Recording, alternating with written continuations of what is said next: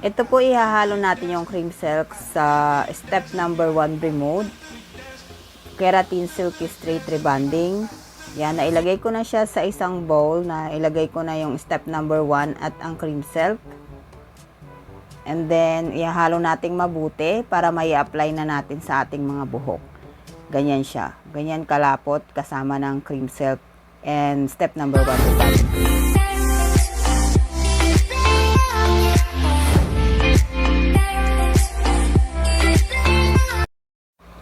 Hello mga mems, good morning. Ito po yung gagamitin natin sa DIY keratin rebonding gamit ang Bremode. First one, ito yung gloves. And then yung spray gun kasi kailangan medyo basa yung hair. And then step number 1, Bremode keratin silky straight rebonding. And yung nasa side niya is ang number 2. And then, haluan natin siya ng cream silk to prevent damage. Yan, step number 1 and ang ihalo natin sa cream silk. So, ayan na siya. Ang number 1 at ang cream silk. Haluin natin siyang mabuti sa bowl. Yan, nahalo na nating maigi at pwede na nating i-apply sa ating mga buhok. Ayan mga mems, mag-i-start na po tayo. So, naligo muna ako para mailagay na natin yung gamot. Yung unang gamot na i-apply natin sa ating mga buhok. Ayan. So, need na medyo basa yung buhok pag nilalagay na yung step number 1 and cream silk. So, ayan, i-section na natin yung ating mga buhok to apply number 1 Bremode rebonding cream and then yung cream silk. So, ayan, apply na natin sa ating mga buhok at hilain natin pababa, suklayin. So, tuloy-tuloy lang po tayo sa pag-a-apply at kung nagtataka kayo ba't hinaluan ng cream silk ang step number 1, kasi color treated hair po tayo at may highlights yung front to prevent damage or kasi nagbe-brittle yung buhok dun sa step number 1, masyado siyang matapang. So, make sure na nalagyan nyo lahat ng buhok nyo sa likod. Ayan.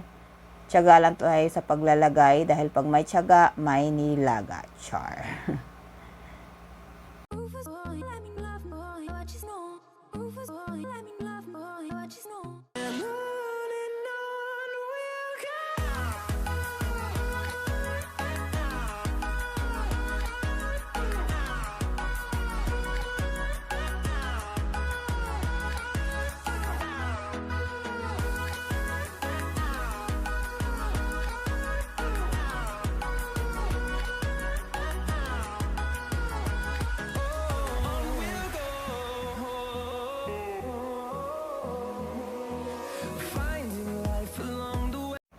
And mga mems, sa bawat pag-a-apply, suklayin nyo, tapos isprehan nyo ng tubig para medyo basa yung hair. Para hindi ganun katapang yung gamot na mailalagay nyo dahil may kulay ang buhok natin. Ganyan po yung secret para hindi siya mag-brittle or mag-rubberize. Yan, continue lang sa likod hanggang sa matapos natin.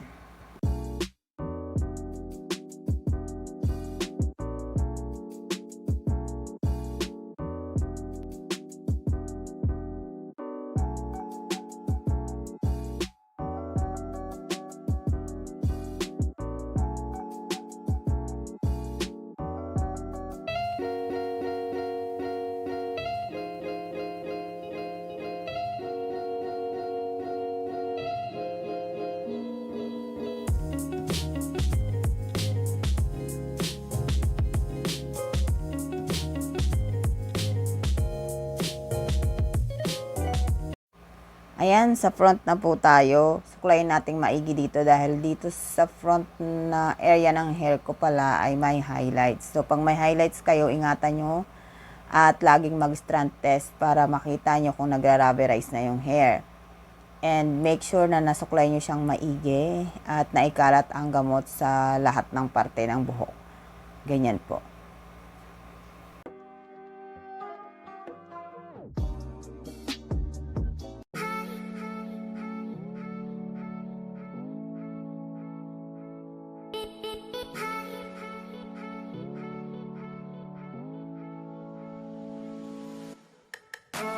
Yan, dito naman sa kabila, make sure na lalagyan nyo rin ng gamot ng maigi. And then, pag medyo tuyo na siya, sprayhan din natin siya ng tubig.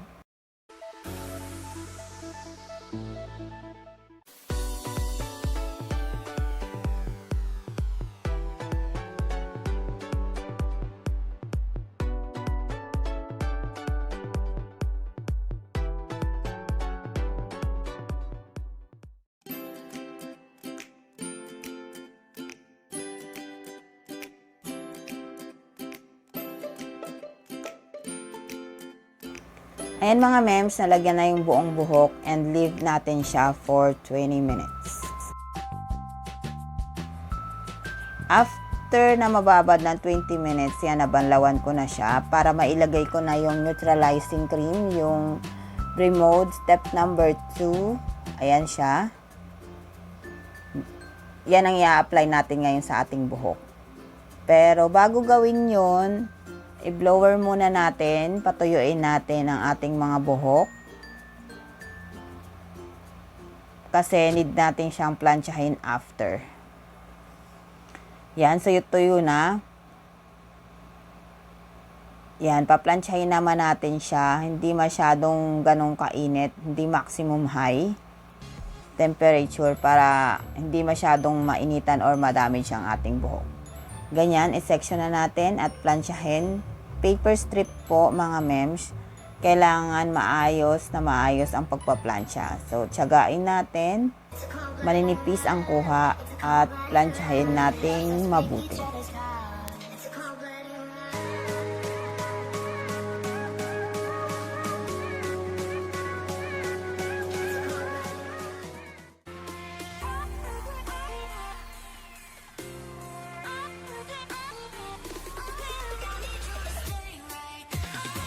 Yan, tuloy-tuloy lang ang pagpaplansya natin sa likod. Kailangan maplansya natin mabuti ang buong likod, kabilaan, para hindi mahirap para sa atin. Ayan, sa front na tayo.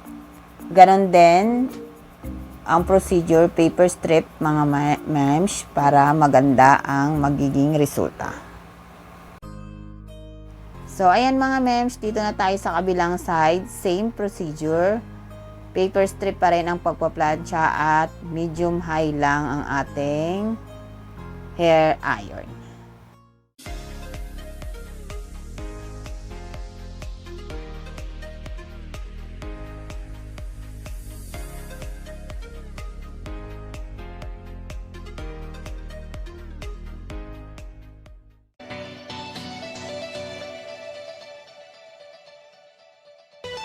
Ayan, patapos na tayo.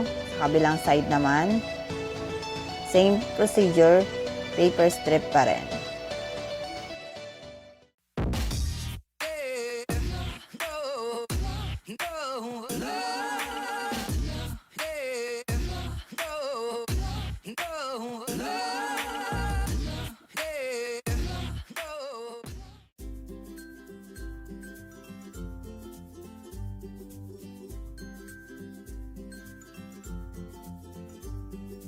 Ayan, naplansya na natin ang ating buong buhok.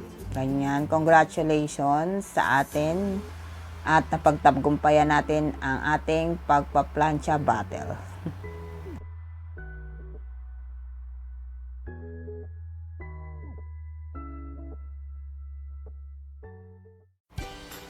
Ayan mga mems, isa-section naman natin siya ulit kasi ilalagay na natin ang ating neutralizing cream. After natin siyang maplansya, pagpahingahin muna natin ang ating buhok ng mga 10 minutes bago ilagay ang ating neutralizing cream. So, ayan, hatiin natin siya sa gitna para hindi tayo mahirapan. Yan, unti-unti na nating spread or i-apply ang ating step number 2, Remode Silky Straight Neutralizing Cream.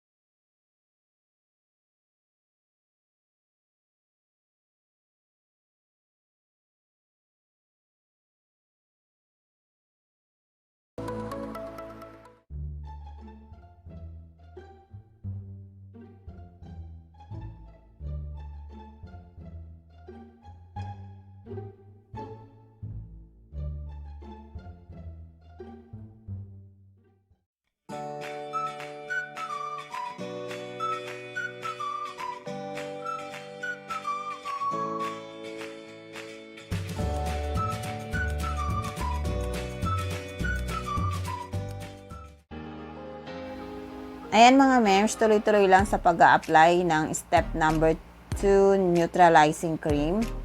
Pag nai-apply nyo na sa buong buhok nyo, leave for 15 to 20 minutes sa ating buhok para mabanlawan na natin siya after. Yan mga mems, after nating mabanlawan yung step number 2, after 20 minutes, i-blower natin siya at ipa-plancha. Paper strip pa rin para maganda ang resulta.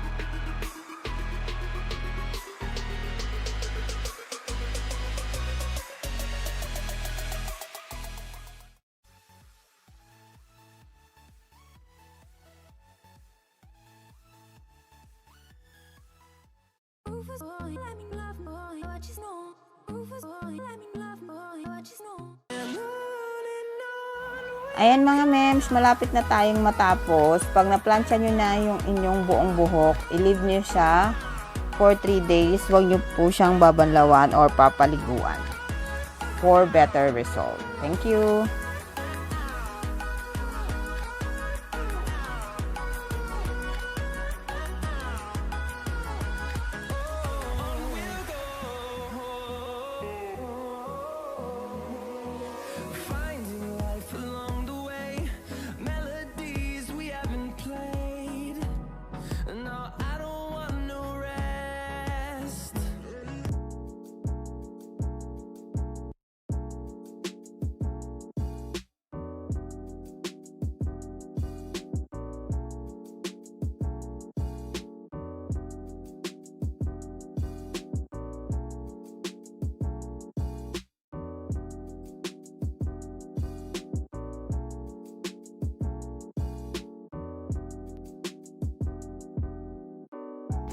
Ayan mga mems, malapit na tayong matapos sa ating DIY keratin rebonding gamit ang Bremode yellow variant. And kung bago ka pa lang sa aking channel, please don't forget to like and subscribe and press mo na rin ang notification bell para lagi kang updated sa aking mga video tips and tutorial.